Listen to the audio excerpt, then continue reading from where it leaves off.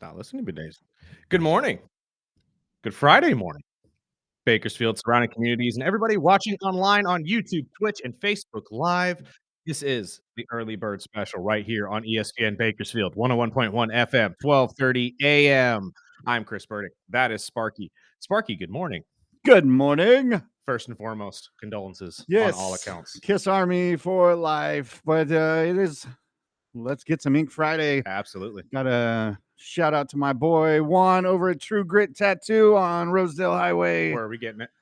We got to finish the Joker and get into the Joker. Harley Quinn. But we got plenty to talk about as the Dodgers continue to dominate, and the Mariners and the Jays are now best of 3, 0-0. Let's go. And you can hear both those games right after the Great Kerr Show, right after the Money Wise Show, back-to-back live, beginning at 3, right here on ESPN Bakersfield, 12:30 a.m., 101.1 FM. And like you just said, the one of my favorites growing up, the guy would put Kiss makeup on and run around the house in my socks, sliding around, acting like I was a badass guitar player, air guitar.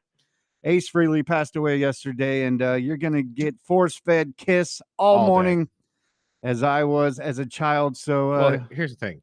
If the rest of the shows aren't doing this, shame on all of you. It's the founding member of Kiss. I know he hasn't been in the band for 20 years, blah, blah, blah, blah. Kiss hasn't written music in 20 years. So if you're going to give any love to Kiss, you got to remain off the founding members, Gene, Paul, Ace, and Peter. He may not have been in the band, but the guy who replaced him looked exactly like him. He dresses like him. So he plays obviously they knew wrote. they couldn't replace him. Get out of here. But we'll have a jam-packed show. We'll get into football, the Unc Bowl last night, which was entertaining. We'll get into the baseball games. Then we have our boy Ryan Holt from the Bakersfield Condors joining us at 7:30 to talk the season home opener tomorrow night right here in town, followed by Alejandro as we'll talk Bakersfield Pizza. And then we'll have Jason from the Las Vegas Raiders ahead of their game against the Kansas City Chiefs right here on the Early Bird Special. If you've got any comments, questions, text them or call in at 661-842-2000. Last chance to get your fantasy football questions in before your matchups this weekend. We'll help you with all of those. Plus, I want to get your guys' thoughts. Micah Parsons, the latest NFL player to come out criticizing officiating and their favoritism of offenses, especially with this tush-push play. So we'll get into that at some point. Plus, Coach Cignetti wrapped up. The Indiana Hoosiers said, absolutely not. There's no way in hell this man is leaving for Penn State. Are you kidding? 8 years, $93 million contract. The Hoosiers found themselves probably one of the best coaches in college football. And hopefully for their program, it stays that way for a while. But let's start with the Unc Bowl last night. The Cincinnati Bengals did what I honestly thought in the back of my head. I was like, I remember me telling you guys yesterday, this could be an upset. Joe Flacco, the man who's played the AFC North more than anybody else, Mike Tomlin's comments about him being traded to a division rival and not being, or the trade at least not making sense. That wasn't exactly a great look either. I think a lot of Pittsburgh Steelers fans looked at that and said, why are you so worried, coach? Shouldn't you also have a game plan for Joe Flacco, who you have played against many times before? I get Mike Tomlin's gripes, though. I've said it on this show a million times over. You never trade a player, especially a player that is a starter at one point on your team, to a division rival who is struggling at that position specifically. Eat it. Doesn't matter. Ended up, I think the Cleveland Browns may be playing chess while the rest of us are playing checkers. Yeah, Tomlin. At this point, somebody had to take down the dang Pittsburgh Steelers. And where's all these Steelers texts? Again, I've been getting them all week. Many of you asked me on Monday, or asked both of us, and we both told you, no, you are not back. You're not all the way back. And who's the other receiver, man? They need a receiver bad. DK Metcalf is a fantastic wide receiver, but that's kind of the issue with Arthur Smith's offense a lot of the time as well, is if you notice, it's a lot of tight ends, not a lot of receivers on the field, and he 4 does of that them. on purpose because he's I a saw run-first guy. 4 of them. Exactly. 4 touchdowns from Aaron Rodgers, all of them to tight ends. Pat Freiermuth, by the way, he's back, baby. Yeah, he looked good. I love watching Freiermuth play. He's one of those old school tight ends that I remember from growing up, your Heath Millers and stuff like that, where I'm just like, oh, I like this guy. Well, my favorite part was just watching Jalen get so frustrated and getting burnt all night. I was like, that's the Ramsey I remember in Miami. Yeah, and you know what's funny is it continues to be a trend that they are attacking Jalen, and they're realizing that Jalen's not as quick as he used to be. Because if you notice, especially at the end of the first half, excuse me, they were attacking him directly. Jamar Chase, most catches in Bengals history in a game. I think he was targeted 20 times. 23. 23 times. Thank you. 23. I mean, if you had Jamar Chase on your fantasy football team, he just won you the week, hands down. There's nothing. You could not have asked for a better performance. And same goes for T. Higgins. T. Higgins had the biggest play of the game. If he doesn't slide at the end of that game and give them the opportunity to eat the clock, that's one of the things I don't understand about professional sports, especially football. Football specifically. You should be eating that clock like nobody's business. These games shouldn't go 45-43, 35-33. You should be eating that clock as much as possible with the run game. And T. Higgins having the mental fortitude and the absolute ball IQ to know, oh, I'm wide open. I could score, but I'm not going to. I'm going to slide perfectly right before the touchdown to give us the opportunity to eat up this last 2 minutes of the game, only give Aaron Rodgers 7 seconds to retaliate and walk away with a dub. If he doesn't make that play, they don't win that game. If you score that touchdown right there, Aaron Rodgers comes down the field, most likely scores one as well, and we have a whole new ball game. This was a just masterful work by the Cincinnati Bengals offense. The defense stepped up as well in many different areas. I think the linebacker core looked better than I've ever seen. Offensive line stepped up. Yep. Which was great to see because TJ Watt was doing everything he could to get past that line and disrupt Joe Flacco. But again, Joe's played against TJ well enough, or enough times, I should say, as well as Cam Hayward and this Steelers defense and Mike Tomlin to know exactly how he's going to be attacked. Though, they had him so lost. Oh, yeah. And you realize it wasn't really big plays. He wasn't chucking it deep and getting 90-yard touchdowns. It was all dink and dumps. It was all chunk plays. And again, I argue, how does that not work? 10 unanswered points to start this game from the Pittsburgh Steelers. You immediately think, oh, God, here we go. Cincinnati's in trouble. Second quarter rolls around. We get 20 unanswered. They figured it out when they realized, they can't guard Jamar. We can dink and dump all the way down the field, eat the clock as much as humanly possible. And our run game finally showed up. Chase finally had a game. I think this is just just the perfect cocktail for them to actually pull this off. The whiteout work too. I love the unis; those were awesome. But the Unc Bowl, at the end of the day, I think everybody was expecting it to kind of flop, especially for it being on a Thursday night game, and for the idea that both of these quarterbacks have only been with this team for what, maybe a maximum of 6 months between the two of them. But it showed up. I thought it was a fantastic game. I'm glad to say I was the only one that picked them. It's all right. It's all right. We'll even it up. You got Cleveland too. I know you're gonna come back and beat me this weekend. I already know. We will see. As long as it's not Scott, I'll be happy. Right? That's the only thing. But at this point, we're going into this. The Cincinnati Bengals have kind of reignited their season a little bit. Of course, the headline this morning was Burrow could be back in mid-December. Of course. I'm like, why would you mess with something that's working? No, if you got a guy that goes 8-1 or 7-1, You're gonna just pull him? See, okay, but this is the same argument we saw when he was starting with the Indianapolis Colts, but we're talking about two completely different It caliber doesn't matter, man. You quarterbacks. don't pull on somebody that's hot. I 7-1. Say he gets them to positive. They're in the playoffs, and see. you're just gonna pull the plug. Oh, hey, Okay, injury fair, guy's coming back in. fair. But last year when Justin Fields was doing the same thing, were you saying the same thing? Yeah, yeah, I Okay, was. And a week ago, I was saying if Flacco comes in and sparks this team up, is that what you're gonna do?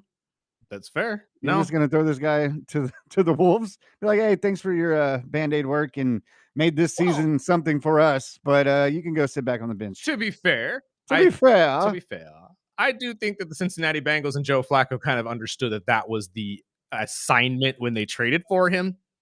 I don't think and I anybody hope it came in. crashes and burns on their face. No, I'm sure, but I'm just saying that, like, I just when you talk about Joe Burrow coming back, I'm not on that Burrow I know train. you're not. I'm just I mean, saying personally, half of his career has been on the the injury medical track. room. True, So that's I'm fair. like, I'm not sold, and they didn't look as good as they looked last night when Burrow was playing. So I'm not saying that Flacco can pull it because I know the Bengals and Steelers have a long history of the Bengals playing them tough. Hmm. Because I wasn't too surprised Hmm. when Cincinnati was lighting it up because Pittsburgh looked like they had no game plan and they did not expect Flacco to be as well adverse as he was a week or two in with the Bengals uniform on. But he looked good, man. Am I wrong to say that Pittsburgh came in probably expecting just to roll these guys over That's what it based on looked what we like. saw?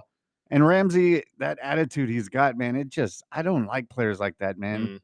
The player, I'm the GOAT, I'm the greatest. And I like seeing guys get put back on the shelf and like, look, see, you're not what you were 8 years ago. Mhm. And I loved him in Miami, but the last 2 years that he was there, he did the same thing. He got burned a lot. And then if he didn't get burned, he'd get pass interferences on the perfect time Mhm. to ruin a drive. I'm like, okay, If I'm being honest, I feel like the Steelers need to move him to safety, that's what I thought they were a gonna strong do. safety, and then have Darius Slay and Joey Porter be the corners. I think that would be the best move. But at the same time, Tomlin probably sees it as Jalen's our best cover guy in zone, so it would be, irresponsible to move him from his position. I get that. But even Tomlin looked lost because those couple of times are okay. He's getting burned. I'm going to put Porter over Well, there with him. the They other would go to Higgins yeah, and pick on him again. the other thing that I was kind of noticing though too, and thinking during the game was maybe all of these distractions throughout the week were kind of the reason why you fell flat on your face because all we've heard all week wasn't about the preparation of the game and getting ready for this. And you guys heard me yesterday when we played the two quarterback sound bites side by side. I could already tell you then which one was ready for a football game and which one was ready for retirement.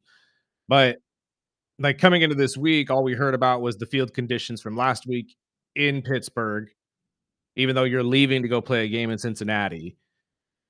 And there was never really a thought of, well, here's how we're prepping for the Bengals.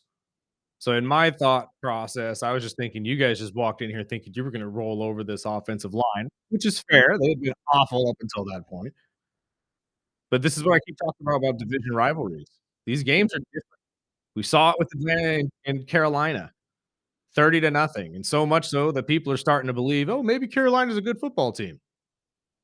They just know teams' tendencies. Exactly. They just know how to play these teams that they play 2 times a year. It's the same thing as like the Patriots beating the Bills Yeah. or the Dolphins getting that close with the Bills. That's The what they do. whole point of the division rivalries, man. And I'm going to say the same thing when we talk to Jason because the Raiders usually play the Chiefs real tough. I say the same thing. That's why I firmly believe that you might actually pull off a win this weekend there in Las Vegas. I'm sorry, no, in Arrowhead, I rather. But when it comes to this entire thing with the Cincinnati Bengals, ride with Joe Flacco over Joe Burrow, I get your point. I'm just more like I if just don't pull on something that's working. fair, but also you have to sit there and think which one of these guys is going to get us to a Super Bowl. And if they had a backup in the original in the summer, they wouldn't even be a conversation. This is true. If they were like the Cleveland Browns and just went 5 straight on quarterbacks, maybe they'd have somebody. But, if we're aunts, we're uncles. Let's take a break real quick, pay some bills. On the other side, we got to talk a little baseball because unfortunately, The Seattle Mariners lost again last night, and now, well, Sparky believes their chances to be dead. I still think you got a little bit of a shot We got to a turn this around. chance, but they just screwed up that first 2 games. I told you, when It's those all best bats out of wake up 3 in now. Toronto, man, it's hard to beat them. We got to take a break. This is the Early Bird Special right here on ESPN Bakersfield.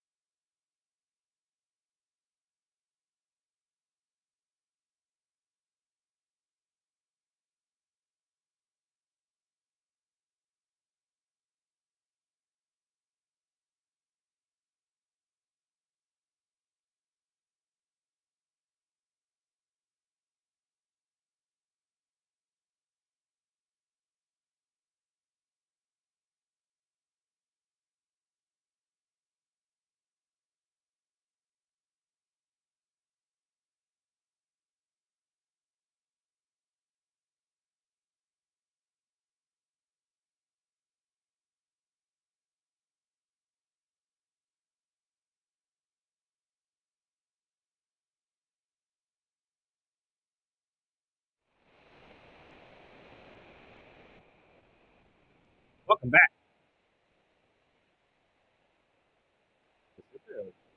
Right here, ESPN Bakersfield, 101.1 FM, 12:30 a.m.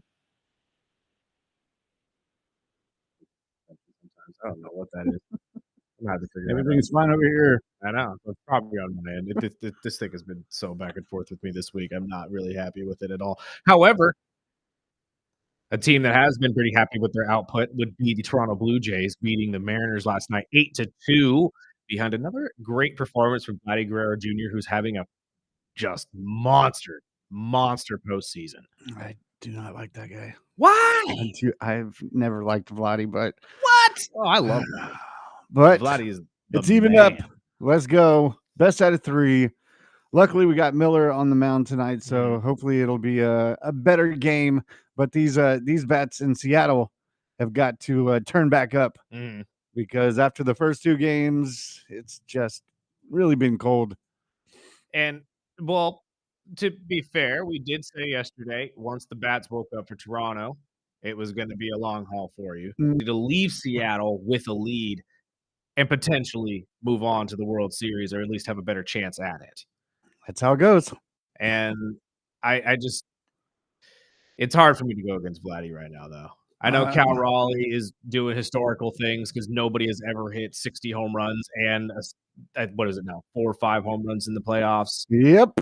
And well, granted, how many people have actually hit 60 home runs? But at this point, you need a huge game from the bats here tonight.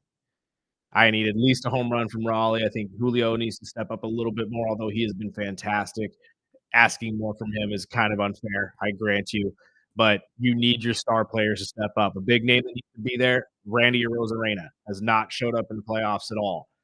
And this is somebody who helped the Toronto Blue Jays get there at one point. Polanco has been okay.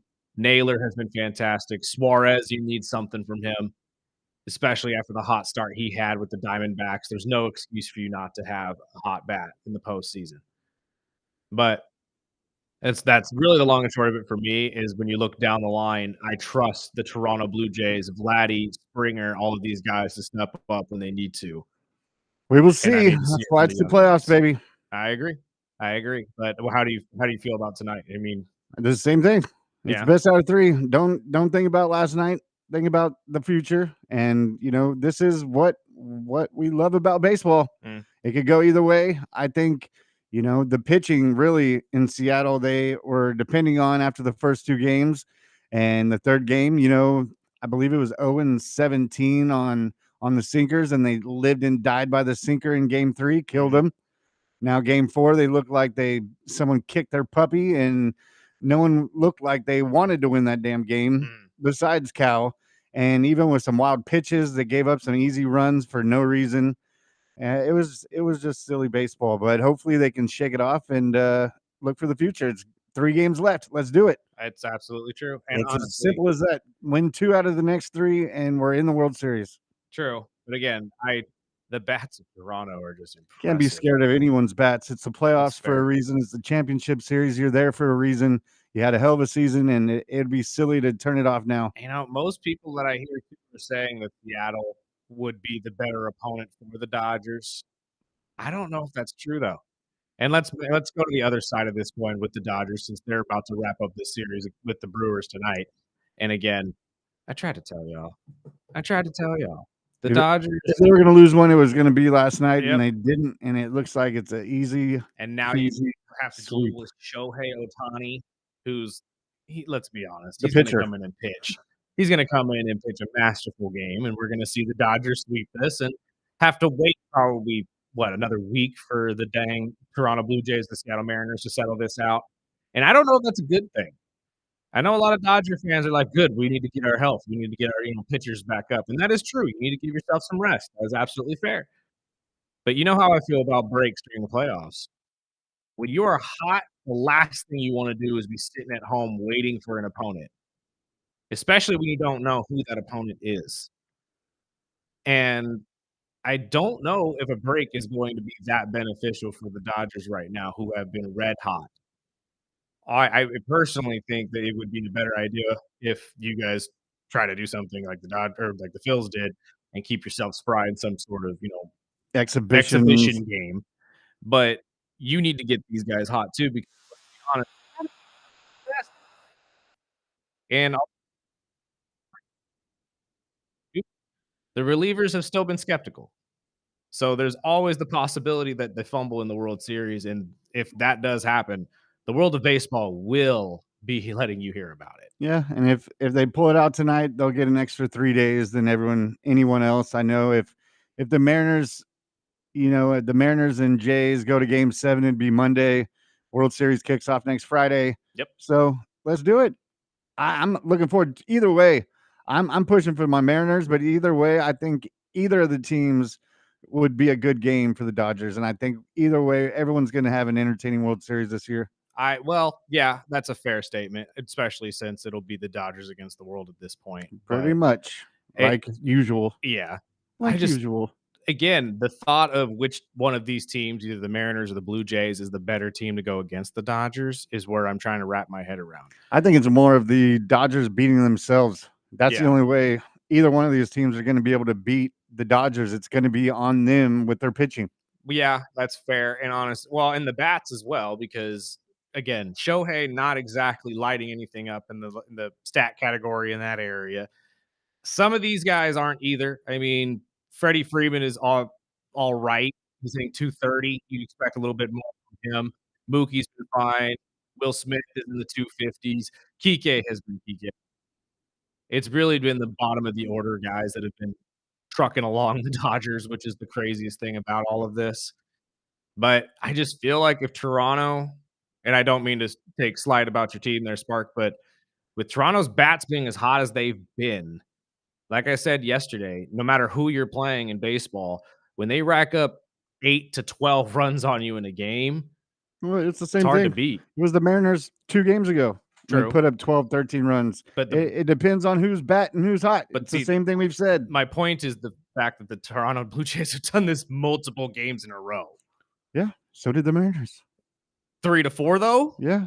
And then what they put 15 up the next game or something like that. But that's my point. Neither one of them are going to be a series with the Dodgers if the Dodgers are playing like they're playing right now, though. Yeah, well, we'll see. But again, especially with the starting pitching and Exactly. Blake Snell. But it is just going to be a massive question mark if either of these teams can beat them. I know a lot of people are curious about it. I'm also curious about it.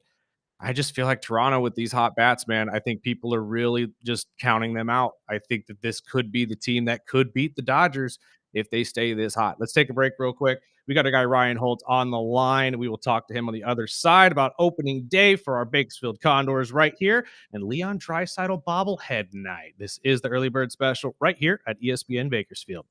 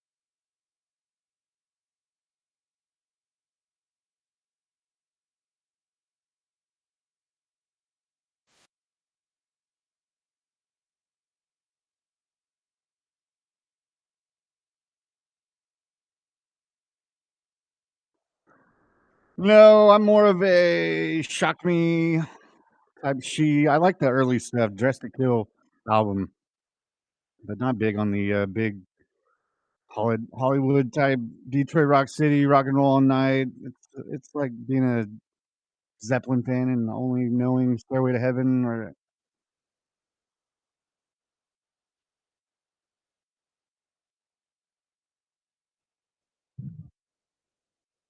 rock and roll all night. It's always the same 3 songs they know.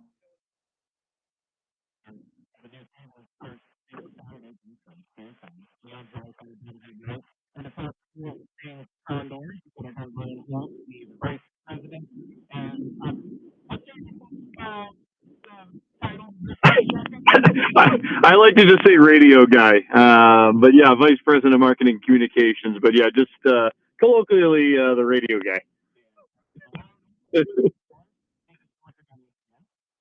Yeah, thanks for having me. Yeah, we're excited for opening weekend tomorrow night and then Sunday afternoon. It's going to be a big weekend, and can't wait to get it going.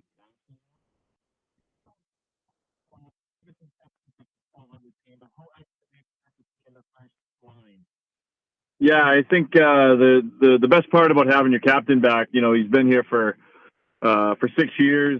We have basically a brand new team, right? 3/4 of the team is almost brand new. So to have the captain back is key, right? He knows the city, he knows the area, he knows what's going on. He's almost a conduit of, what we're doing in the front office, on the business side, on the hockey side. He knows, Condors Town like the back of his hand, So I think, having him is great. He's been on a line so far with Quinn Hudson, who was one of the top rookies out of Boston University last year in all of college hockey. And a guy we like to just call Will. His name is Viljami Maljala. He's Finnish, 22 years old. He was one of the top players in Finland last year. He had 3 assists in the season opener last weekend. So that's been the top line. Really skilled team. We put up 6 goals last week.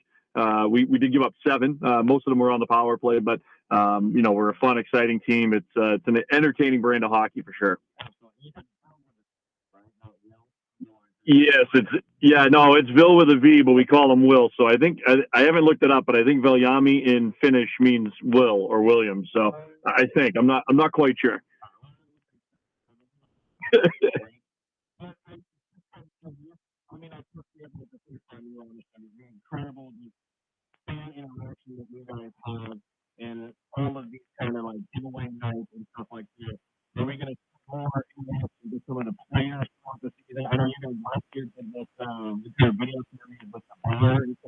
Yeah. Yeah, absolutely. So we kicked off our Condors 365 members, which are our season ticket holders.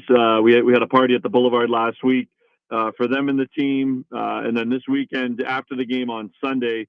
And again, Sunday's a 4 o'clock start, so a family friendly, kind of Sunday fun day, family style carnival like atmosphere on Sunday after the game.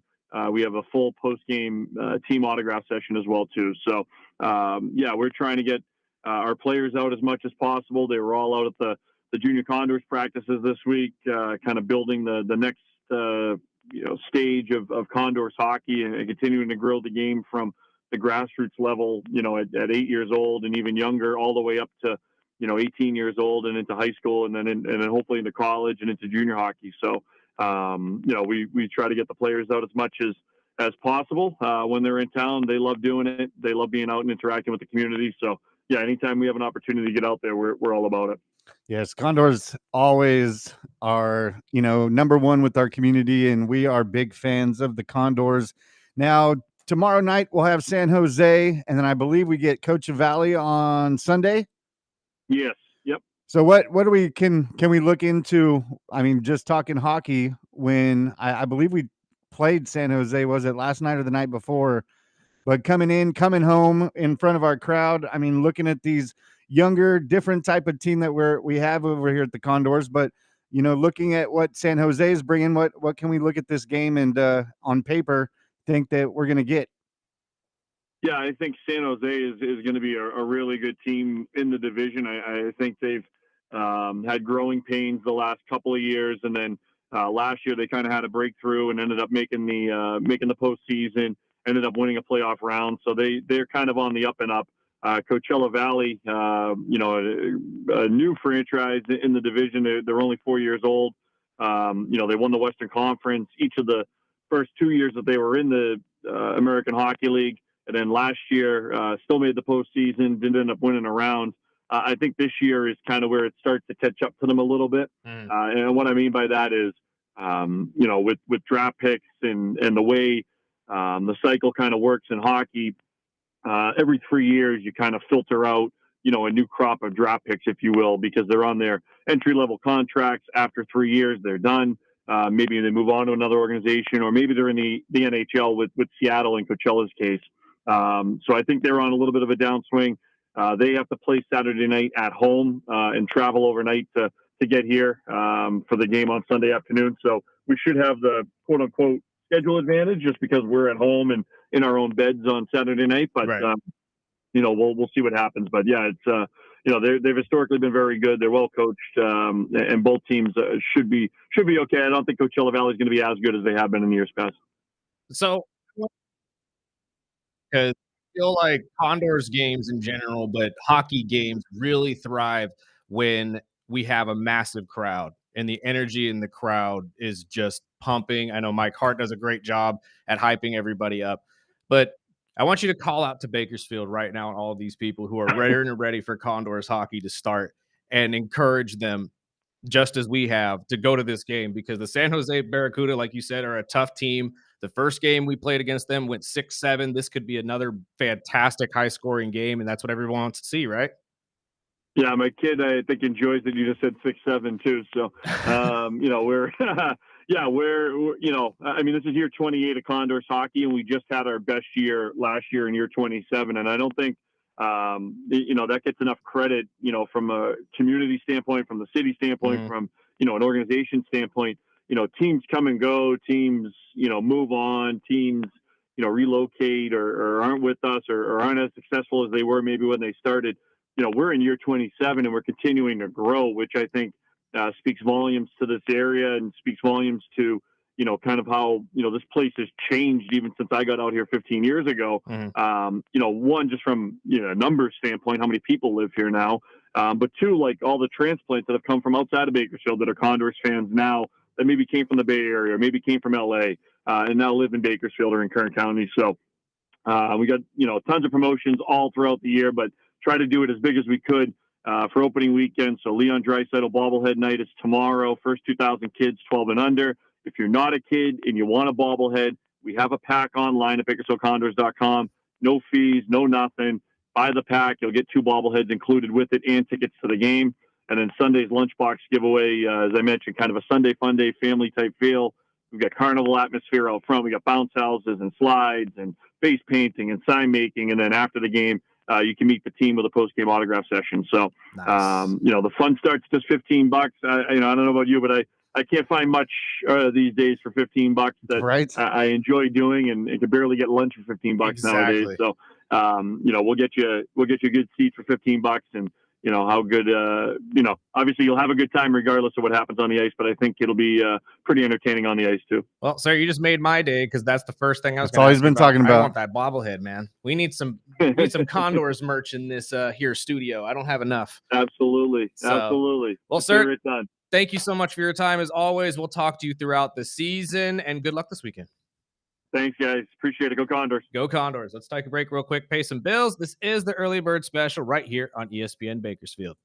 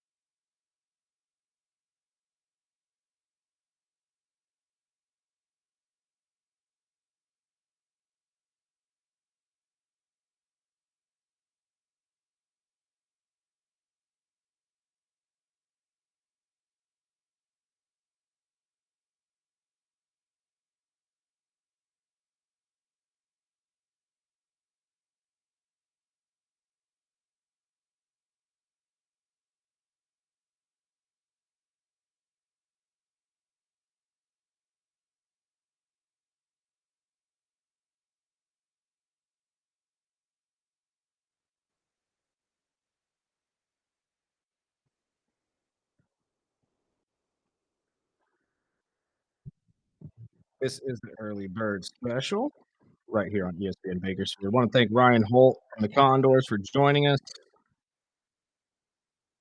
And yes, the stream is having issues once again. I'm trying to fix this on the fly, y'all. I'm doing what I can. I'm not sure exactly what's going on, but we got plenty to talk about still in the world of sports. Let's talk about this Micah Parsons thing. I mean, I am not necessarily surprised that another defensive player is coming out and criticizing officiating, especially with this whole, tush push thing. But is it really warranted at this point? I mean, we all knew this was going to be an issue. We all knew that teams were going to have some sort of gripe against the tush push and just the criticizing of officiating. It happens every year. But are we surprised it's coming from Micah Parsons? A little bit. I know he's a little, vocal about his opinions, obviously, because he is a podcast host. Was. Well, no, he still does it, doesn't he? Nope. No, not anymore? Oh, well, I guess Dallas couldn't get him to stop doing that, but the Packers could. But at the end of the day, it's just another football player who's convinced that the referees are favoring a certain side of the ball, which happens every single game. Should we really take any of these gripes that seriously is really the question I'm asking. What I got out of the interview wasn't the tush push comments. It was how it got deeper into, it's one-sided with the penalties and how it's supposed to be the safety of all players. Right. And how he got deeper into how offensive linemen can go head to head and blindside defensive players. And he said it's bullcrap. He said pretty much if you're obviously the big players, whether it's defense or offense, it all should be safety for all players that are on the field. And that's where it kind of got, okay, he's getting away from the tush push and getting into more of the safety side. And that's when I kind of agreed with him. Mm-hmm. Because obviously with players like Micah and every defensive player, there is plays where whether it's a turnover and a defensive guy gets laid out by an offensive lineman, or it's just a regular rush play where players like him, get blindsided or they can go after the head with hits. Mm-hmm. And they showed 4 or 5 plays while he was talking. And I was like, okay, I mean, we see that on almost every play and it's part of the football. But if you're going to make a big hoorah about safety in the NFL, it should be on both sides of the field. And he said, I'll probably get fined $50,000 just for saying it, but it's worth it because the league needs to step up. And honestly, $50,000 for him at this point is probably chump change. But I see his point, and you're right. I mean, I think that a good portion of the argument should be based around player safety, especially on the defensive side. And that's always going to be the argument from defensive players because there have been so many just player safety rules that have come in to aid offensive players in the last couple of years, but not many on the defensive side, right? We get the same ones for, you can't have running backs lowering their shoulder against DBs. So that was to benefit DBs not getting destroyed in open field. But at the same time, all of the things for quarterbacks that have come out over the years and, touching them on top of the head with your hand now gets you a 15-yard penalty.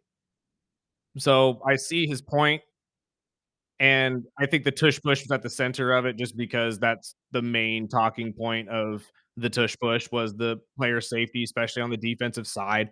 Because like we said a couple weeks ago, if you want to, at least in my opinion, accurately defend the tush push, you're going to have to sacrifice 1-2 defensive linemen just to throw their bodies underneath a giant pile. And that's not exactly safe either. But should the officiating be really at the epicenter of this, or should it be the owners? Should it be the ones that are making the rules themselves? Because as much as we like to blame refs, refs aren't exactly the ones that write the rule book. They're just the ones that enforce it. It's just like our gripes against cops. Cops don't make the laws, they just enforce them. Some of them. And I mean, last night, I think it was the first time I saw a team try to do the tush push and get called a false start. Fair. And I was like, okay, are they going to do this around the league, or is it just a primetime game and they're just going to throw it out there and say, hey, we're trying? There are people that go out there and say that the refs go out of their way to cheat for the Chiefs, and Oh, yeah. although there is some There is a significant lot, evidence, there's a lot of evidence. evidence. But again, we can't fully prove that. We can't fully prove that the NFL goes out of their way to make sure the Chiefs win.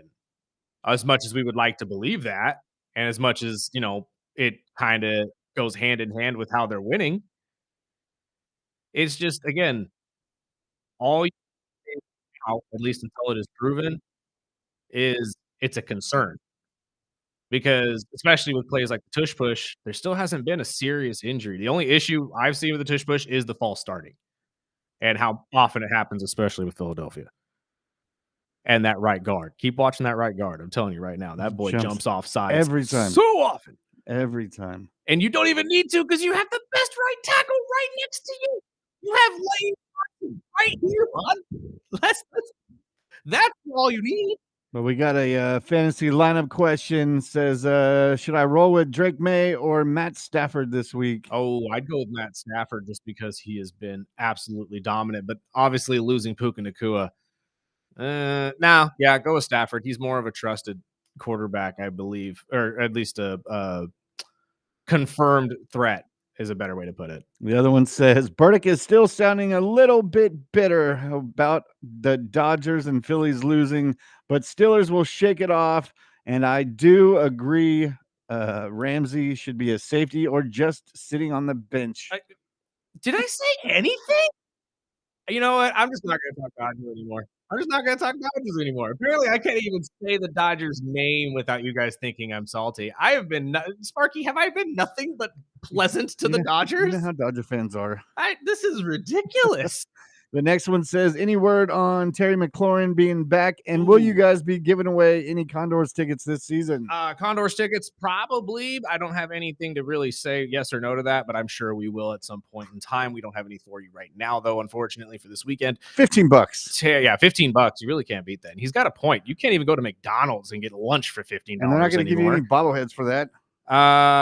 So I am reading here, and this is from NFL Network, that there's real uncertainty about whether or not Terry will be playing this weekend. Usually when you hear that, it means he will not be suiting up, and they're most likely going to take this as a health week for him. As they should. Maybe next week. I could see him playing, but he did not practice on Thursday, and they're very uncertain of his status. So I wouldn't expect him to be playing. I know this morning they were saying today is his last chance. If he's going to practice, it'll be today. And if he's going to play, he's got to be at practice today. But I know George Kittle came out saying he will be playing against the Falcons on Sunday night. As well as a couple other players. CeeDee Lamb is back. Also, too, before we go to break, I know we got our guy Alejandro coming in from Bakersfield Pizza Company, but whomever reached out to Sparky for me for the 49er situation, I appreciate that. I just can't really drop that kind of money on tickets right now. Otherwise, I would gladly reach out for those, but I do appreciate the thought. I do. We got to take a break real quick, pay some bills. This is the early bird special. Like I said, our guy Alejandro from Bakersfield Pizza Company on the other side, plus Jason Horowitz from the Raiders. This is the early bird special. We will be right back.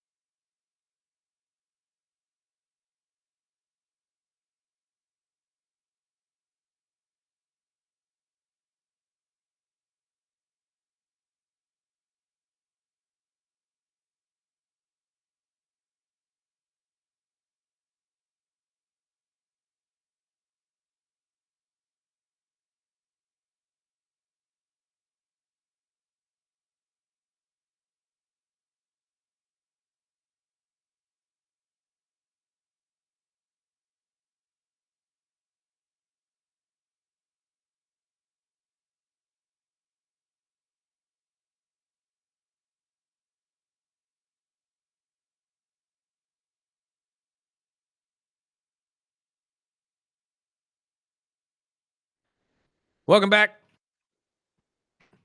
Early Bird Special, Hour 2 right here on ESPN Bakersfield, 101.1 FM, 12:30 AM.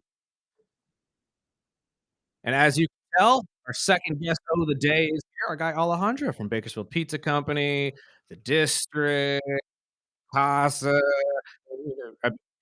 sorry, Camino. I said completely different family. I know. Shout out to Casa. I know, right?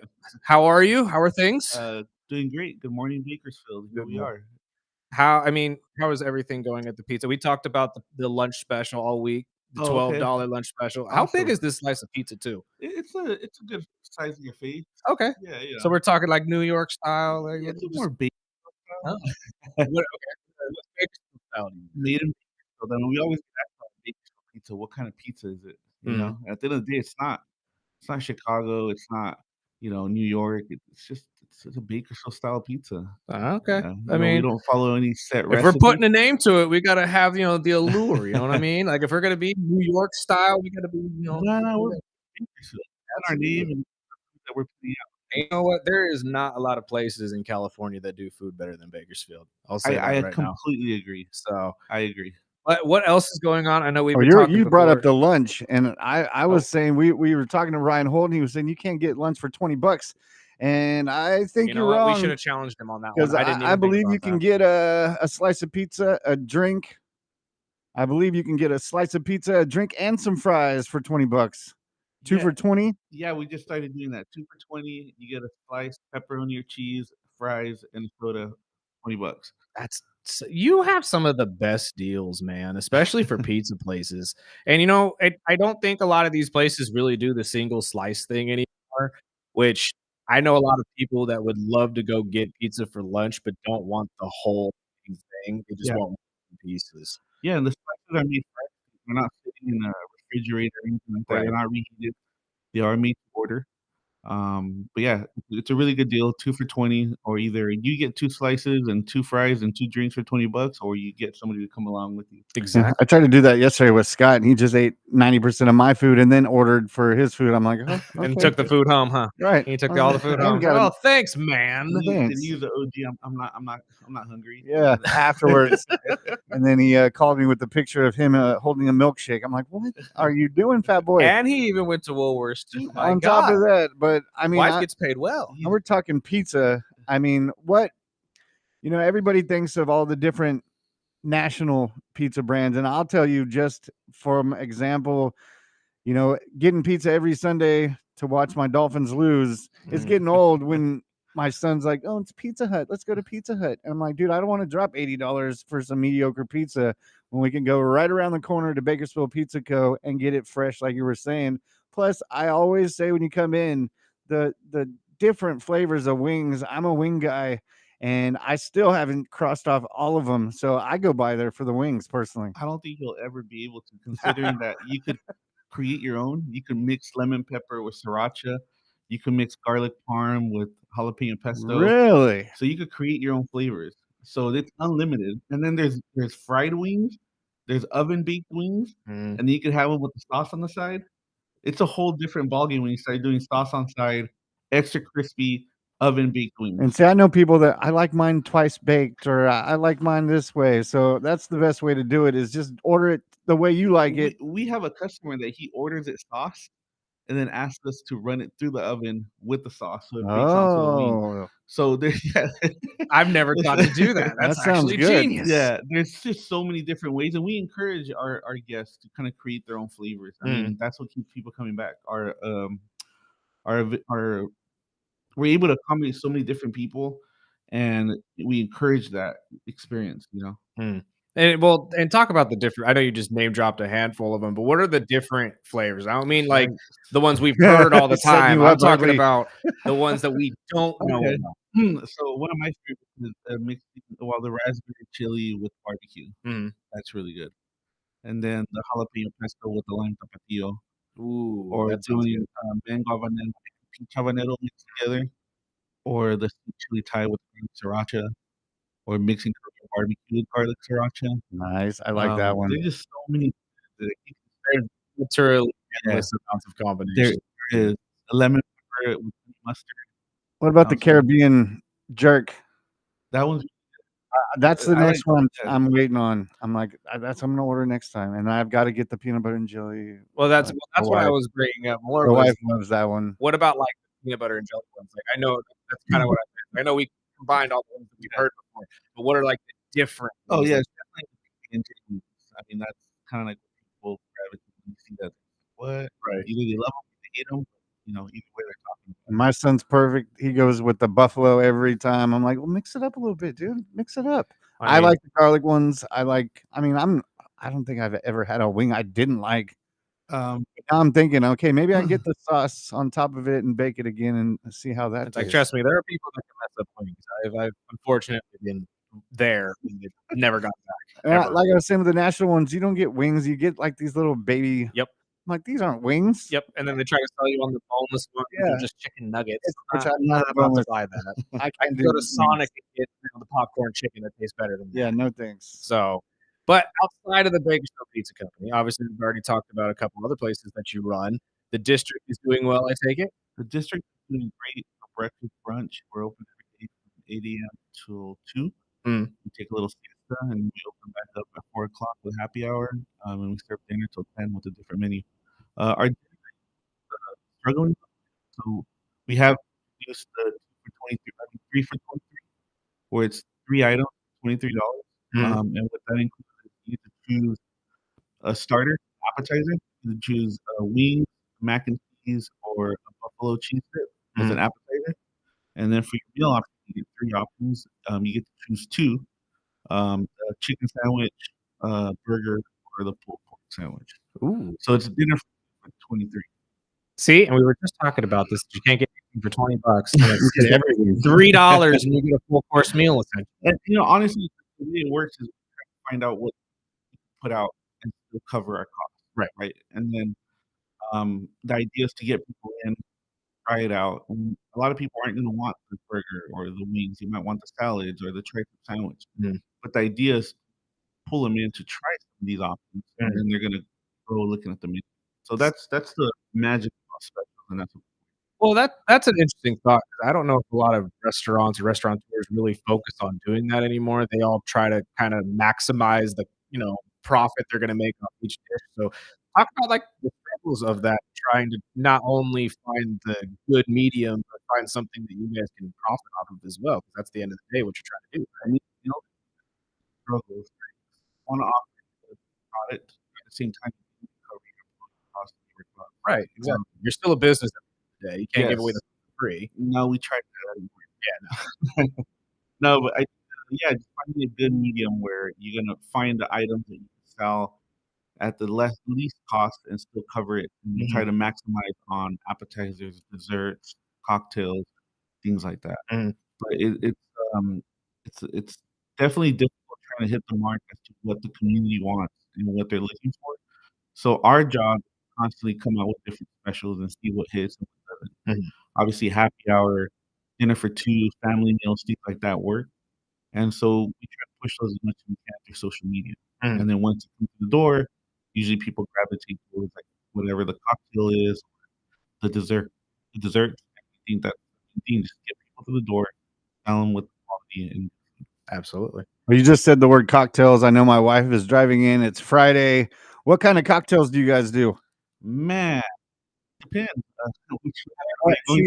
Exactly. I mean, I think we're gonna. Man, I don't know. I assume the pizza company has beer, but Oh, they've got full. Yeah, pizza company has beer and a lot of whiskey. We focus a lot on bourbon sours and old fashioned, and then more. You told me that last time. I forgot about She that. loves I her need to old go. fashions too. Yes, I actually she loves an old fashioned. The peach old fashioned, the espresso old fashioned, it's really good. Yeah, you can do a lot of different flavors on the old fashions. The smoked peach old fashioned. Should be texting me in just 2 minutes. Why? And if you Okay, go to meet you. Go to Camino Real, definitely more on the margarita, Tequila. mango, habanero, jalapeno margaritas. And that place smells so good, man. When I go down there, I'm like, I'm gonna try something new tonight. It's the fajitas. Yeah, that's exactly what I was just And I'm a fajita You guy. hear I the fajitas and say, Yeah. ooh. I like my plate coming out all smoked out. I'm like, okay, Where do I hate when I start? go to that's the one thing when I go to dinner with my family and my mom or somebody will get the fajitas, and That's I what I know do. I already got a burrito, and I'm like, God dang it, I should have got that. Looks good. Yep. Yeah, Oh my so God. the Camino Real is more like the classic, Mexican style cocktails. And then the district, I mean, just vodka, a lot of mules, a lot of meals there. The good thing is, whether you go to our little establishment restaurants or any other local restaurant, and I'm gonna put that out there right now. Support your local 100%. we don't have the avenue to get online. I mean, we do, but we don't wanna do it, right? We don't wanna just keep complaining about, "Man, it's slow, sales are dropping, everything's expensive." Yeah. But as a local entrepreneur, I look around and I see how many local restaurants, and it's concerning, and especially restaurants that are coming into the game and, they come up and they're asking questions like, "Hey, how do you do it?" And honestly, we listen to our customers, and so we're hoping that the customers are listening right now, whether they go to our restaurant or any other local establishment, show love, or it's difficult right now. And I think a lot of people are in the same boat. But yeah, supporting local is so important for our community and just for the growth of our community and allowing people to see how local restaurants thrive over chain restaurants, over Starbucks, over all these, conglomerates that are just taking over our little city that's just growing. So now more than ever, You just said support it local perfectly restaurants. because that was one of the main reasons we reached out to you in the beginning. Mm. Not only was I a big fan of Bakersfield Pizza, but I knew you were in the mix of a lot of other things, and you're in my side of town in the Southwest. I grew up. I'm always going to be on that side of town, and people always say, "Oh, it's the Rosedale, it's downtown," which I'm good with all local restaurants, but in my hood, I know where I can eat. Mhm. Whether it's that, sometimes I want a Caesar sandwich down the street. You know what I mean? And I've been going there since I was 7 or 8 years old. But now that Bakersfield Pizza's already over here, I've been getting my wife out to Camino. So all the hours are the same. No, they all vary. So Okay. the one that is open every day is the district from 8 a.m. to 2 p.m. Okay. with the lunch brunch menu, and then for dinner from 4 to 10. Okay, cool. And then Camino Real is open from 11 a.m. till 10 p.m. every day except for weekends we open at 10 a.m. And then Bakersfield Pizza 11 a.m. to 10 p.m. every day. Making me hungry. And he's jumping through all three of them. I mean, We- we could barely nail that guy down Right? sometimes with how busy he is. We get sometimes people say I never see you, and I'm like, "You're not going to the restaurant." Yeah, you're not going to the right one. It's like, but see, I went to the restaurant. You're at the other one. I'm like, gosh dang it, so I'll go to that one. Well, No, he's before- not that one. I, It's like, I do see a lot of people that they're just like, "I just saw you yesterday," and then they look at me, and people that don't know who I am, they'll be like, "I swear I saw you yesterday in another restaurant." it's like, oh no, that's my yeah. yeah. Well, before we let you go, because I know last time we talked, this guy is the king of specials. Not only the specials, but he likes to about to ask. mix and make his own spin, Mhm. and it's local on top of that. So I know we've talked about what you do for Thanksgiving, and that's coming up next. But any mad scientist things going on in your head right now with any mixed ingredients? Or I know you like to maybe use some of the stuff that you're using at a different restaurant. Maybe you can utilize that into a special over here.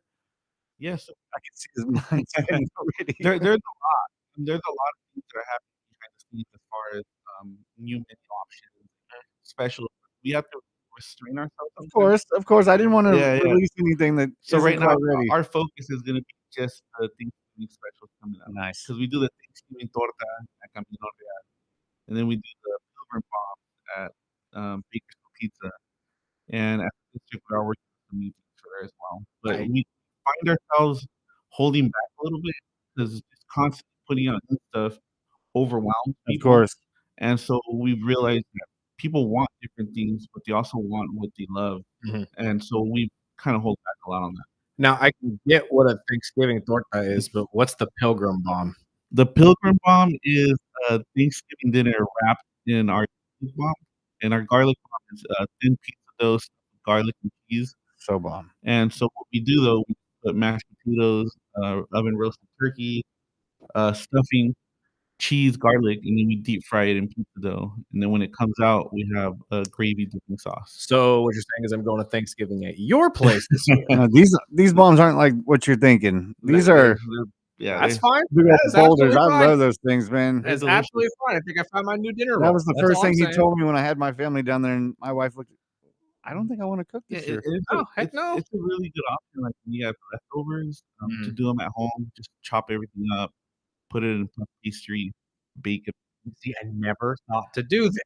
You can do like Thanksgiving hot pockets. Do your puff pastry in a rectangle, stuff it like a Pop Tart, and close it up. Brush it with garlic butter, oven bake it. Yo, That's the you're thing. giving me some That's the thing ideas. about that's the thing about food is we thrive on the customer interaction. We thrive on Mhm. just people loving things. So when we do things like Pilgrim Bombs, things that are very different, and we get great feedback from the community, we thrive on that. And I think that's good and bad. I thrive more on customer feedback than sales. Mm. And sometimes I have to also acknowledge we have to make sales, not just Yeah, well, get everybody loving it. So, but it's She said, I told you, my wife's texting. I want a peach old fashioned. And what desserts does he have this weekend? Because she said every time she goes to the register, I immediately eyeball the monster cheesecake. yeah. And I know last time I took Scott, he was looking at the fruity pebble one. But she wants to know if there's any other pies or we cake you have this do weekend. have Oreo peanut butter cake. That one's pretty good. But another one that's pretty good. Man, I've lost 50 pounds. You're about to make me gain it all You back. gained 10 So- just this interview. Exactly. It's the holiday season, man. Yeah. Have you tried the Cinnabon? I don't think so. So it's like a sweet pastry dough stuffed with cheesecake, and it's deep fried, and you roll it around with sugar. Those are really good. 15 pounds. 15 pounds. And then the cheesecake that we have there is really good if you want it with strawberries and a lemon wedge, and just squeeze the lemon wedge on top of the cheesecake. It gives it like a light airiness. That's what you were telling me about last You time. feel healthy. You feel healthy. That's the I'm a big Oh, cheesecake wow. guy, Yeah. and this cheesecake is like on steroids. Yeah, That's a awesome. massive slice of cheesecake. It's really good. That is fantastic. Well, you got anything else before we No, let that's go? all I had. I Yeah, know awesome. my wife said make sure to bring up the desserts then and real quick- obviously bring up the lunch specials again before we Yes. go. So right now we're doing the 2 for $20. Just go in there from 11 to 2. Ask for the 2 for $20 special. It's the 2 orders of a slice, fries, and soda for $20. And I just want to end this interview with again support your local restaurants. I Absolutely. run into a lot of my fellow restaurant owners, business owners at Smart and Final, at Sam's Club. You know, when we're out doing our shopping, and it's a common theme. And we don't want to be out here on our Facebook Live and just telling people, you know, come out, we're struggling. So I'm gonna do it for everybody. Come out, support local restaurants, Absolutely. show love. You know, reach out, buy gift cards, think about us for catering, corporate events, and yeah, so many amazing local restaurants in Bakersfield, and more than ever, they need your support. And this is the place, man. I'm telling you, Bakersfield has got some of the best food. And if you can pull people in, they'll stay forever. Yes, They really will. Yeah. So I have to agree with you 100%. There have been many, many local restaurants that I've had my heart broken because they've had to close their doors. And it's all because people would rather choose convenience over comfort, which is wild. And not to me. taste, No. because trust me, you're missing out if you haven't. It's like you'd rather go to McDonald's than go get something that was cooked right. Like that is wild. to Now me. your own neighbors. I mean, I Incredible. always Yeah. try to keep it local, man. you nailed it on that one. My own neighbors, Yep. you know, these are families that are supporting. Your locally. kids go to school with my kids. That's the Yep. same thing. Why wouldn't you? So yeah, just go out. I know a lot of people are just like, you know what, I can't go out to eat as often, but Mhm. trust me, every restaurant now has some great specials, not just us. Every restaurant has amazing specials because that's what we want. We want you to come through the door. So go out there, support your local businesses. Absolutely. Much respect, brother. I appreciate you coming out, and we'll continue to pump up these lunch specials. And you know where we're at. Anytime we can help out, just let us know. And did I hear that you all do like orders too for family events? Oh yeah, we do a lot. Of Really? events. Come up to like Camino Real, we have like a family box deal. I mean, there's just so many deals that we offer.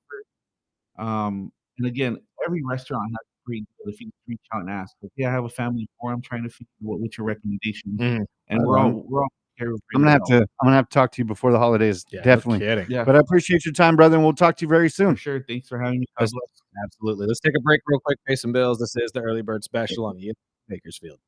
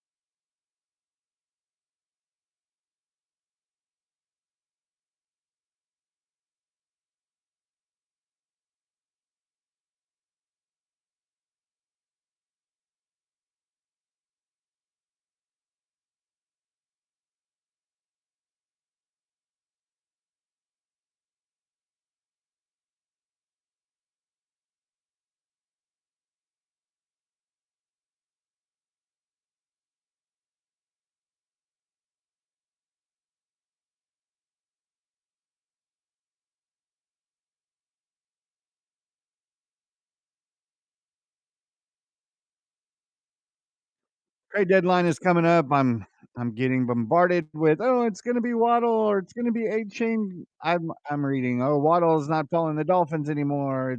A-Chain's in deep conversations with his agent I about trading to love Seattle. Like every year I around this time, I they love when that still becomes are the players talking point, though, when who they he's just say, following. "Oh, they're no longer following the team." It's like, okay, if that is really what we're gonna use as a measuring stick, we're grasping at straws now, boys. But yeah, I Like, saw the interview with Waddle yesterday. He said, "Dude, I don't pay attention to any of that. That's where my agent comes in. Until my agent calls me and tells me, hey, we're moving. I'm a right, Dolphin, and I'm looking forward to the game in Cleveland." So absolutely. And again, there are a lot of talks, especially with this whole who's going where situation, as there always is. And the Saints have been at the epicenter of this being as bad as they have been this year. And we're hearing now that Alvin Kamara and Chris Olave and a lot of these players might be shipped out. At one point, I thought Olave might be headed to Miami, especially so with did the I. injury to Tyreek Hill. But I think right now they're just focused on figuring out anything that works for them. But again, when trades come up and we keep hearing these guys' names in there, I don't know if unfollowing a team on social media is a great indicator. It is when they're trying to sign somewhere. And Waddle said he doesn't even pay. He doesn't even control his social media. So whoever's doing it is just feeding the media. Right. But it was cool to see guys like Chris Olave and Kamara come out yesterday and say, I don't want to go anywhere. Right. I'm happy in New Orleans. These are my people. And, I'll win, lose, tie, whatever. I'm staying in New Orleans. And it even got to the point where Kamara said, I'd rather retire than Yeah, move out then of New leave. He Orleans. was saying that they asked him last night, what are you going to do if you get traded? And he said, I'm going to be sipping Mai Tais in And Fiji. retiring, yeah. Yeah, I'm retiring. I'm getting out of there. And I don't blame him. I mean, he's been there forever. He's been there since what, 2017? He's got businesses out there. Like, Absolutely. why? It's one of those guys that really took on the culture and took on the community and really is one of their biggest supporters at the end of the day. So the thought of him leaving New Orleans just doesn't seem right to me already. But again, when your team is bad, you're going to be at the epicenter of a lot of trade talks. I think Chris Olave is more than likely on the way out, but that's just because he's too good of a wide receiver to be wasted, to be honest with you, on a team that's not doing well. And the Saints have way more issues than people realize. But when it comes to teams like Miami, I know we talked about teams like Buffalo, who could be one traded away from being a big team again. And I say that because they lost. But again, I think everybody's overreacting on the Buffalo Bills being bad. I don't think they're that bad. They're going to be back after this bye week and probably get back to normalcy. I think they need a receiver. And I know a lot of people have been saying the same thing, but is there really a receiver out there that's worth putting big money behind? You know what I mean? I don't know about big money, but it's probably worth a fifth, sixth round draft pick and get your boy a receiver. True, absolutely, especially since Keon Coleman has not really stepped up into that role yet. Shakur's hit and miss. I mean, when the Bills offense looked bad without Kincaid, That was a big that's a big indicator. problem. That was a big indicator of how this season was going to go for them, to be honest with you. But again, there's a lot of question marks around the league already, and they're going to continue to cycle regardless. I think the Raiders are another team that a lot of people have a lot of questions about. We'll get to this with our guy Jason Horowitz on the other side, because until they fix the offensive line play, it's going to be a rough season for them going forward, regardless of who's at quarterback. But everybody's claiming we need to move on from Geno. Is Geno really the problem? We're about to find I out. know. We're about to find out. Let's talk to our guy, Jason Horowitz, on the other side of the break. Let's take a break right now. This is the Early Bird Special right here on ESPN Bakersfield.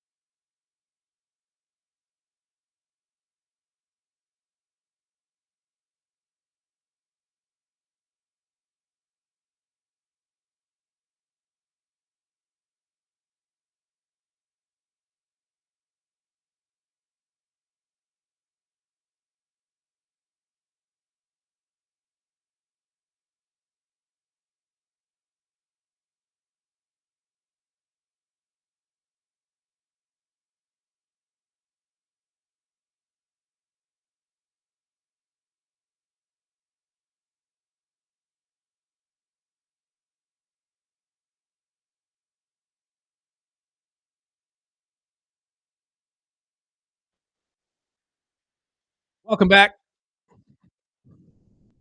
This is the Early Bird Special right here on ESPN Bakersfield, 101.1 FM, 1230 AM. And we are now joined by the voice of the Las Vegas Raiders as they head to Arrowhead to take on the Chiefs. That's Mr. Horowitz. Sir, how are you?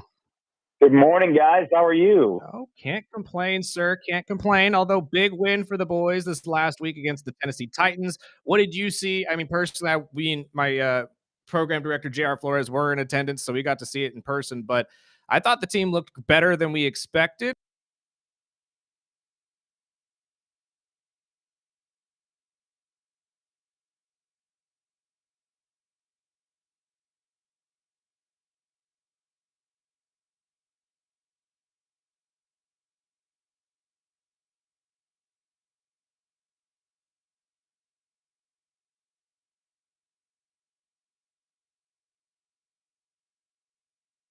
So the defense at home has been unbelievable. The defense on the road the last two games, though, has been a major problem. And so hopefully the defense we get Sunday in Arrowhead is kind of like the one we've gotten the last couple of years in Arrowhead, right? 2 years ago, Christmas Day, Raiders won without completing a pass after the first quarter.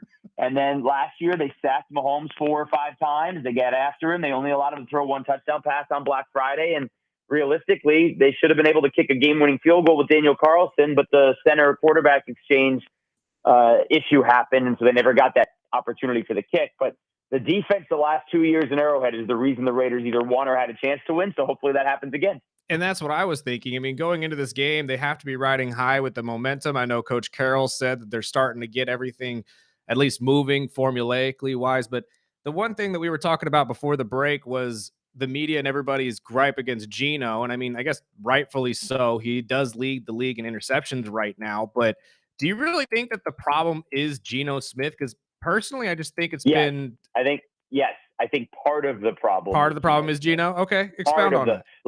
I mean, I think, we as fans or media people, we're simpletons, right, guys? I mean, we everyone's like, oh, he sucks, or oh, that guy's the best, and we stop to remember that it's like a Broadway show, right? It all acts together. The choreographer in the back, the dancers on the side, they all help make Hamilton. Lin-Manuel Miranda is because of everything. It's not just Lin-Manuel Miranda, right? And I think that's the same thing here. It's Geno is struggling with some of his decision making. That's on him. But the other part to this is the offensive line has really struggled to protect him. Now, so you put those things all together, and you've got a big problem. Okay, well, on the other side of this argument, then is there a quarterback out there that the Raiders could look at that would be a better option? No, I don't think so either. Right? Are you talking about like here in week 7 and beyond? Yeah, right. Yeah, absolutely. Not this year. Not this year. What do you hope? Like, are you just assuming that we all get Joe Flacco? Right. No, we are. A lot of them are. A lot of them are thinking, when are we going to get the Geno that we've seen in the recent couple of years? Well, I don't know, guys. I mean, is there a chance we see Kenny Pickett at some point? Yeah. If Geno Smith continues to throw 2 interceptions a game, I would think at some point you'll see Kenny 2 gloves, right? I think that'll happen. But I hope that doesn't happen. Geno's too good for that, you know, and I like what he has done, and I like what he does do. So I really hope that doesn't happen. But we'll see. I personally don't think it is going to happen. I think Geno is there for the long run. I think him and his relationship with Carroll, I think just Carroll's pushing to get the better Geno that we haven't seen quite yet. Right. And it's only 6-7 weeks into the season. So I'm like, I think everyone just needs to relax. It's going to be it is a new regime, a whole new team. And I think the defense is starting to bring it.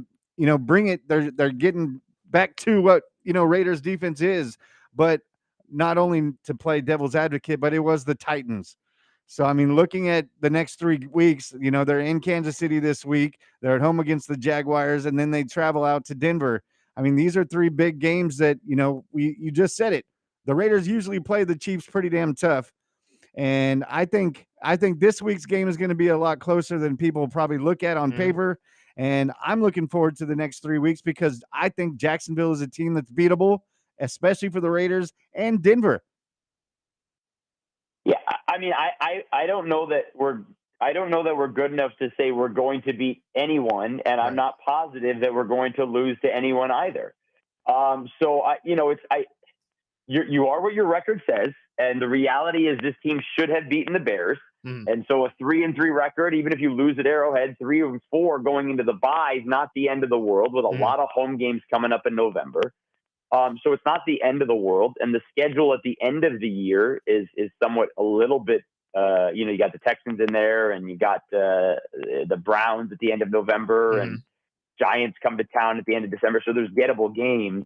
But I don't know that you want to relax too much, because a loss at Arrowhead and you're 2-5. But it's the way they've lost, right? I mean, the Indianapolis game, the Washington game, they were blown out so badly, and then the rip your heart out of your chest loss to the Bears, right? So it's all of those things. And but Brock Bowers hasn't been healthy, and he hasn't played the last 2 weeks. All signs indicate he's not going to play Sunday. Jacoby Myers has not practiced the last 2 guys. So if we talk about all the problems for Geno, it's now you've got the offensive line struggles and the Geno turnovers, and you're without Brock Bowers and Jacoby Myers if that happens. That's a lot to ask for this team at Arrowhead. No, it is. It absolutely is. That's why I figured the game would be won on the defensive side, with Max Crosby making some sort of plays as he has the last couple of weeks. But that's been my gripe against Raiders fandom the last week and a half, because, I mean, watching that game against Tennessee, Geno is still Geno. Geno's making the plays he can, but I do agree with you. He's got some questionable decision-making in certain areas. But that's why I had to present the question to you, because I had to get your thoughts on that, because I've said all week long, there's nobody better that you could get with. And at this point, with what you're working with, like you just said, the injuries that the Raiders have right now, I mean, you're in a pretty solid spot with the way the AFC West is wrapping up right now, at least in the first couple weeks of the season. Well, I don't know that I don't know what spot we're in. I mean, typically, I think that kind of sugarcoats it, right? I don't know what spot we're in. Fair. The Chargers and Broncos are 4-2, and Chargers certainly have all kinds of offensive line injuries, although Joe Alt will come back. I think the Broncos right now are a better football team. They have one of the best defenses in football. They're the quarterback for the Chargers, and obviously Mahomes are playing better than ours, right? So I don't know what spot you put us in. You already have a loss to the Chargers. You'll see the Broncos twice over the next 6-7 weeks, whatever it is. So there's a lot, guys. You just want to see them consistently play better. We beat the Titans, but we didn't play well, right? The team had 55 yards of offense in the first half, and 53 of those were on the first drive. Yeah, and you could say that about any team. You could say that about any team. I mean, the Broncos that we're talking about before almost lost to the Jets with no positive passing yards. That's true. That is fair. That is a fair assessment. But they sacked Justin Fields like 73 times. Yes, he did. Absolutely. Yes, he did. And if there's anybody that has worse offensive line situation right now than the Raiders, it's the Jets. But might be. But I mean, again, you got to have some sort of positive mindset coming into this game against the Chiefs, right? I mean, there's at least been some moves forward. That the game hasn't started yet. Exactly. No, it's not that. I feel like our defense is better than people realize. Like I said, the defense at home versus the defense on the road, right? That's the one aspect of it. But it is the Max Crosby effect against the Chiefs. This will be my 4th trip to Arrowhead. And the year before I got here, the Raiders lost 48-9. Since I have gotten, maybe this is just me, but 2022, 17-0 lead. You blow that, but you still have a chance to win. And Josh McDaniels and company went for 2. But even despite that, they had the ball down 1 in the last 2 minutes with a chance to win. They didn't do it, but you're in that game, right? Right. 2 years ago, nobody expected Antonio Pierce and company to go to Arrowhead and win on Christmas Day. And they did it with defense, 2 defensive touchdowns. And then last year, remember the Raiders were in the midst of a 10-game losing streak, or not at that point, but it turned out to be a 10-game losing streak. Right. No one thought they had a chance in the world, and they should have won, frankly. So you get all of that the last couple of years, and I would think that this team is better than that team, and so maybe we got a chance to win it again. I agree, and honestly, talk about that. Just that stadium in general in Arrowhead. I don't think people here especially know how loud it can get So in loud. Missouri. Yeah. And it starts with I'm sorry, it starts with the why am I drawing a blank on the name of our national anthem? It starts with the national anthem when they go about it in their own way, home of the Chiefs. I mean, it's a loud place to play and it's intimidating. So, I mean, talk about that real quick. Yeah, no, it's definitely loud and it's big, right? It's one of the biggest stadiums in the NFL. And it's it's kind of straight. It's one of those where a lot of stadiums are, it's different around the NFL with how stadiums are being built these days, and whether you're in a city or you're just in a parking lot, and they are just in a parking lot, right? Mm-hmm. The Chiefs and the Royals share that facility, and it is tough to get in and tough to get out, and they are there and they are loud and they hate the Raiders, right? So you put all that together.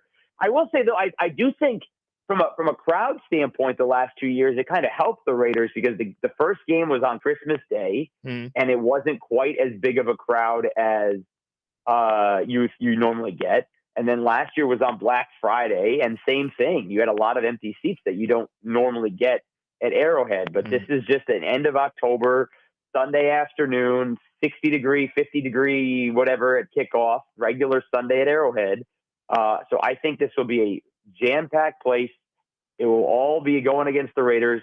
But listen, you get a good opening drive. You keep the defense in the game. Maybe you get a couple of things that go your way as the game goes on. Absolutely. And that's all you can really hope for right now if you're the Raiders, and hopefully claw back into this race in the AFC West. That's all we got for you right now, though, my friend. Thank you so much for joining us, and we hope to talk to you soon. All right, guys. Take care. Thanks, man. We got to take a break, pay some bills. This is the Early Bird Special right here on ESPN Bakersfield.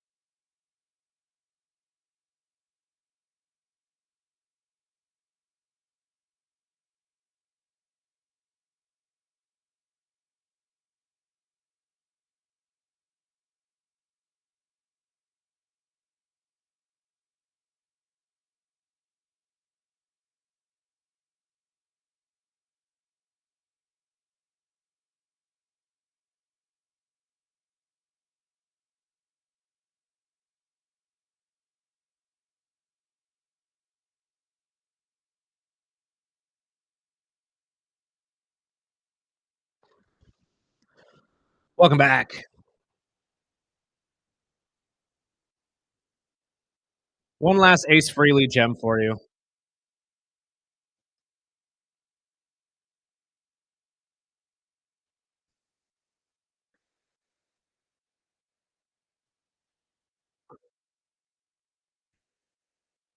Where would you put him in top? I know he's your favorite, He's not but my favorite talented yeah, like where would you guitar put him in player. talent round though? I mean, he'd be in the top 25. I think that's a fair number. I I think mean, that's as a just like being real. yeah. But I mean, growing up, he was still always going to be my favorite. Oh, Just growing 100%. up, entertaining wise. But he's the one that got me into watching rock and roll. So I mean, there's got to be a reason for it. But I mean, I'm a big Steve Vai. Steve Vai is one of my top 3. You know, there's a lot of them. You can get it's almost like the GOAT conversation in any sport. There's always gonna be throwing in a couple guys that you forget about, but I mean, Steve Vai is one of my favorites. Gary Vaughn, obviously, you can't bring up a guitar without even mentioning him. Eddie Van Halen. Eddie Van Halen, I yeah. mean, the guy made his own noises and would he got on his pedals just to make sounds that Nobody weren't else. sold. Yeah. So I mean, there's a lot of guitar players you can't just talk about and not bring up. It's just, man, like when you think about Kiss just as a whole, and again, granted, none of them really individually were outstanding talents, but they all had so much talent together that it didn't matter. And that's something that not a lot of They people just had the can say. gimmick in the perfect time, and really did. they rode that thing, and So much so that the Las Vegas Raiders mimicked it and took it over for they themselves. had their You own can't arena league. tell They me had, you didn't. yeah, I mean, everybody. If you like them or not, either way, I'm sure you have a family member that does. Oh yeah, 100%. And again, even as a child, because again, I obviously you grow up knowing about Detroit Rock City and party all night long and all that type of stuff, but I just distinctly remember the episodes of Family Guy that would make fun of them and immediately say, "Who are these guys?" And then you would actually listen to it and say, "Oh, okay, I know exactly who this is." They've been everywhere. I mean, I remember the MTV Awards where Yep. they came out with Tupac. I mean, they've been Gene on. himself has been everywhere. Yeah, I mean, I remember the masks that would come out on Halloween of people want to be Gene Simmons. One of my good friends in high school growing up was a massive Gene Simmons fan. It's just Kiss as a whole, though, like without Ace Frehley. Luckily, I got to see him. Like my parents got me the farewell tour, the original farewell tour, Nice. in 2000. So I got to see all 4 play together. And then a couple years ago, Ace Frehley actually came into town and played world records. And I jumped on that as open the day I was waiting for Pat to open those doors, and I bought tickets, and we were front row. Got to see him right closer than me and you right now. So That's awesome. I got to cross that off the bucket list. But yeah, we definitely lost a legend, whether you're a Kiss fan or not. And I mean, luckily he's not in pain anymore, and Kiss is going to be around forever. Do we know what started the bleed? I have no idea. The guy supposedly had been clean for 15 years. Yeah, but I know he'd amount of had time drinking issues. Yeah. That was a reason he wasn't in Kiss for the last 25 years. And again, take these as lessons that you should definitely take, look at them and their story and how that could affect you. And I don't mean that in a sense of like what their death did, but what you're doing that they were doing. Well, we've seen Eddie Van Halen, same thing. Yep. He was a rocker and partied. One thing that a lot of people don't know is Gene and Paul, the original founding members of Kiss, never got into alcohol or drugs. And that's why they're still, making that money, and they monopolized everything about rock and roll. There's nothing. You can have a mic cover, you can have a phone cover, you got Kiss cars. I got a buddy downtown that's got a whole Kiss van. He's got the original pinball machine from the 70s. I mean, they've got so much memorabilia. They just cornered that market that no one else did in the rock and roll. I was going to say, I don't think any other band marketed themselves better than Kiss did. And that's going probably back as far as rock and roll has been alive. Exactly. I don't think there's a single band that has marketed themselves and created an entire career based on what they sold outside of albums more than Kiss did. So I think you're 1,000% right on that one. But it is Friday, and we do our what we're gonna watch this week and what we're doing this week. And I know I've got to throw out some love to our guys over at 559. German and Sal Bruno will be both fighting. I know German is getting his belt. He's hopefully he'll be bringing back that belt next week or 2 weeks after that. I give him a week or two to eat, get him back on his. Let them his enjoy their cheat off time before they have to come back in. But that's out at Eagle Mountain this weekend, and we got BC football over here on our sister station. Got doubleheader of baseball right here on ESPN. It's going to be a busy weekend, but I wanted to get into a topic that we kind of teased yesterday, but that Andrade story.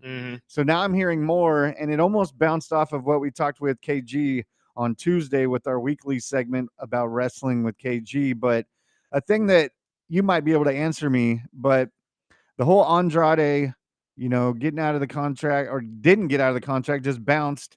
He was having issues with the WWE, then shows up at AEW. Well, he was still on clause under contract. So now the WWE supposedly sent a letter to over AEW saying, cease and desist. Cease and desist. And now the more I'm reading about it is he could miss up to a year of wrestling just because the penalties, the breach of contract.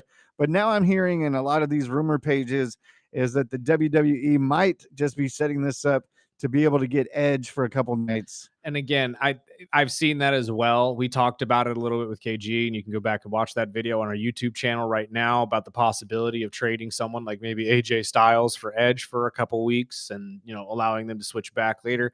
I don't know about the legitimacy of that being the case with Andrade. I think Andrade just has a history of doing this because he's done this in the past. And when he just, when he doesn't want to work for a company, he leaves or quits and then goes and works for a different company, and he wants to work, or he understands how wrestling works. And when you're away from the game for so long, you lose all of your momentum. So obviously I think that he and Tony Khan just took it upon themselves to say, let's go, let's jump into this and let's get it done. And it obviously is shooting them in the foot legally, because like we explained to you guys, you have a clause after you leave these companies where you have to wait 3 to 6 months, whatever the time frame is that they gave you, before you go work on television for a different company. Andrade did not care about that clause, probably doesn't care about the WWE in general with the way that they kind of got him to come back and then summarily let him go again. I don't think there's a lot of love lost between Andrade and the front offices of WWE, to be completely honest with you. So the likelihood of it being WWE planting him to potentially get AEW to say, oh, you know what, we could do the same thing and send you guys Edge. I think that's just more of a rumor that the internet's running with right now. I think it is more the legal side of it, that Andrade got dropped. He didn't want to wait for the clause to be over, and now he's going to have to pay for it for, the better part of a year. SmackDown will be live, though, tonight from San Jose, California, as you will see Drew McIntyre and Jacob Fatu, as well as the women's tag matches will be the championship will be up for grabs. We got to get out of the way for the great Rich Arisen. Sparky, let's get out of here.